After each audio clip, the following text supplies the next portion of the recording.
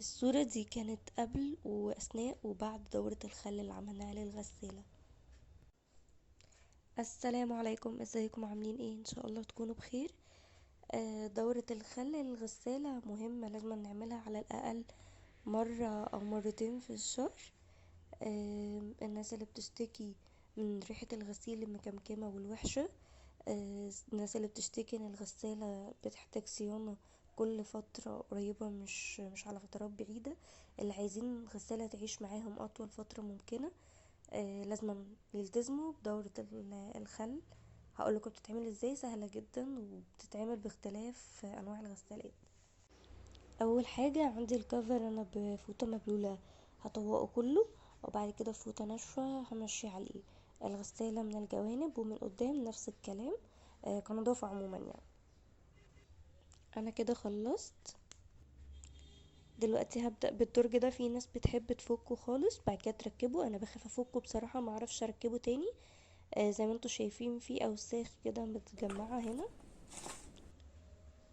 بفوطة مبلولة همشي على كل الاماكن دي، واحاول انضفه كويس قوي. هنزل بعد كده بكوباية خل ابيض في الدرج اللي هو بنحط فيه المسحوق، الدرج الكبير غالبا. بعد كده هنزل بشوية برسيل او اي مسحوق بتستخدميه.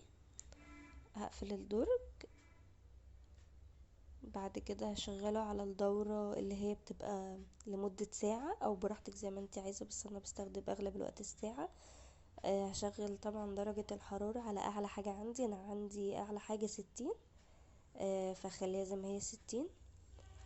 بس وادوس ستارت واسيبها شغالة مع نفسها. بعد ساعة هفتح اوريكم دلوقتي المنظر بقى عامل ازاي. في المجرى بالذات، المكان اللي بتجمع فيه كل الاوساخ والدهون، المياه السخنة مع الخل مع البرسيل دوب لي اي اوساخ او اي دهون كانت موجودة.